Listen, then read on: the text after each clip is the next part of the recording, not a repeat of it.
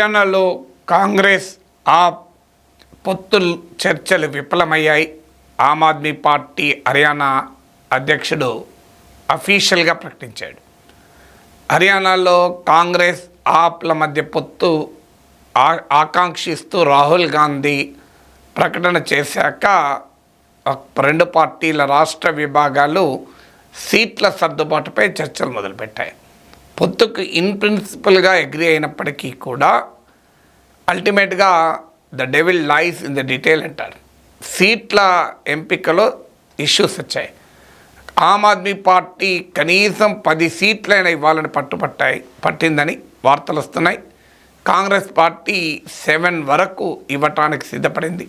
హర్యానా అసెంబ్లీలో మొత్తం 90 సీట్లు 90 సీట్స్ ఉంటాయి. దీంతో ఇప్పుడు ఆమ్ ఆద్మీ పార్టీ 90 సీట్స్కు అన్ని సీట్లకు పోటీ చేస్తామని ప్రకటించింది. ఇందులో ఇప్పటికే 20 సీట్స్ ప్రకటించేసింది కూడా. అందులో కాంగ్రెస్ పార్టీ ఇప్పటికే అభ్యర్థులు ప్రకటించిన 11 సీట్లకు 11 సీట్స్కు ఆప్ కూడా అభ్యర్థులు ప్రకటించింది. అంటే దీంతో దాదాపు చర్చలు ఇక లాస్ట్ మినిట్లో రాహుల్ గాంధీ ఇంటర్వ్యూన్ అయి ఏదైనా జరిగితే తప్ప కాంగ్రెస్ ఆప్ల మధ్య పొత్తు కుదిరే అవకాశం లేదు. ప్రధానంగా నెంబర్ పైనే కాదు, ఆప్ కోరిన సీట్లపై కూడా సమస్యలు వచ్చాయి. ఎందుకంటే హర్యానా కాంగ్రెస్ ప్రముఖ నాయకులైన భూపేందర్ సింగ్ హూడా మాజీ సీఎం, ఆయనకు బలమున్న ప్రాంతాల్లో, ఆయన పలుకుబడి ఉన్న ప్రాంతాల్లో ఆప్ సీట్లు అడిగింది. అది భూపేందర్ సింగ్ హూడాకు సాధ్యం కాదు, ఎందుకంటే ఆయన లాయలిస్టులకు అక్కడ సీట్లు ఇచ్చుకోవాలి. ఆమ్ ఆద్మీ పార్టీ ఏమో తనకు హర్యానా రాష్ట్రం అంతా బలం ఉంది, అందువల్ల మా బలాన్ని తక్కువ అంచనా వేయకూడదు అని ఆప్ చెప్తోంది. వాస్తవానికి ఆ ప్లాన్ ఏంటంటే కాంగ్రెస్ పార్టీ బీజేపీల మధ్య గట్టి పోటీ ఉంటుందని వివిధ ఒపీనియన్ పోల్స్ చెప్తున్నాయి. అంటే ఆప్ మద్దతు ఆ విన్నింగ్ ఎడ్జ్, కీలకమైన ఆధిక్యతను ఇస్తుంది. అంటే గెలవటానికి ఆప్ దోహదం చేస్తుంది. ఆప్ సొంతగా గెలిచే అవకాశం తక్కువన్నా కాంగ్రెస్ పార్టీ గెలవటానికి కావలసిన విన్నింగ్ ఎడ్జ్ ఇస్తుంది. ఈ పరిస్థితిని ఆప్ ఎక్స్ప్లాయిట్ చేయదలుచుకుంది. అందుకే ఆప్ ఎక్కువ సీట్లు అడగడం మొదలుపెట్టింది. కాంగ్రెస్ పార్టీ వాదన ఏంటంటే ఆప్కి అంత సీన్ లేదు, ఎందుకంటే లోక్సభ ఎలక్షన్స్లో కూడా కాంగ్రెస్ ఆప్ కలిసి పోటీ చేశాయి. హర్యానాలో, ఢిల్లీలో, హర్యానాలో, గుజరాత్, గోవా ఇలా ఈ రాష్ట్రాల్లో కాంగ్రెస్ ఆప్ కలిసి పోటీ చేశాయి. పంజాబ్లో మాత్రం కలిసి పోటీ చేయలేదు, ఎందుకంటే పంజాబ్లో ప్రధానమైన పోటీ అధికారంలో ఉన్న ఆప్కు కాంగ్రెస్కు మధ్యనే ఉండే వరకు అక్కడ పొత్తు కుదరలేదు.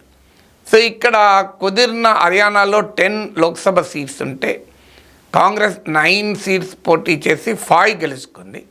ఆమ్ ఆద్మీ పార్టీ ఒక్క సీట్, కురుక్షేత్ర సీట్ పోటీ చేసి ఓడిపోయింది. అయితే ఇది 29,000 మార్జిన్తో ఓడిపోయింది. ఆమ్ ఆద్మీ పార్టీ ఆ ఒక్క సీటు గెలవకపోవడం ఆ పార్టీ బార్గెనింగ్ పవర్ తగ్గించింది.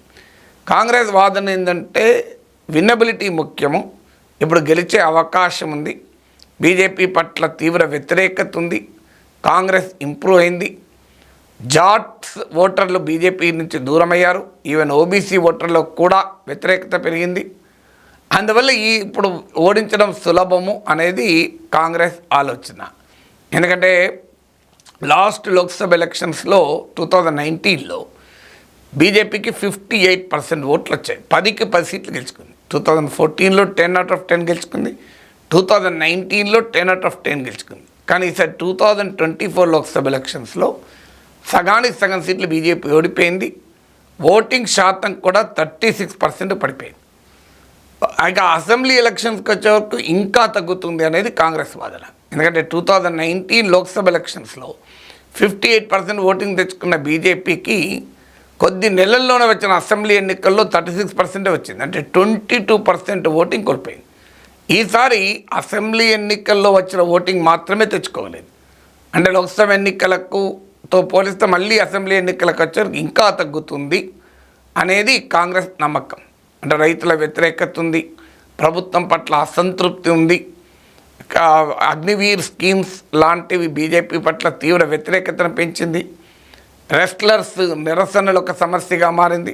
వినేష్ ఫోగట్, బజరంగ్ పునియాలు ఇటీవలే కాంగ్రెస్లో చేరారు. వినేష్ ఫోగట్ అయితే ఎమ్మెల్యేగా కూడా పోటీ చేస్తున్నారు. సో ఈ పరిణామాల నేపథ్యంలో తమకు అనుకూలంగా ఉంటుంది అని కాంగ్రెస్ నమ్ముతుంది. అందుకే ఈ అవకాశాన్ని ఎట్టి పరిస్థితుల్లో పోగొట్టుకోకూడదు అని ఆప్ డిమాండ్లను కాంగ్రెస్ పార్టీ అంగీకరించడానికి సిద్ధంగా లేవు. అంటే ఇండియా కూటమిలో కలిసి ఉన్నప్పటికీ కూడా స్టేట్ లెవెల్ అలయన్సెస్లో ఇబ్బంది. ఎందుకంటే ఇప్పుడు బెంగాల్లో తృణమూల్ కాంగ్రెస్, కేరళలో సిపిఎం, వీటితో కూడా కాంగ్రెస్కు ఆల్ ఇండియా లెవెల్లో అలయన్స్ ఉంది.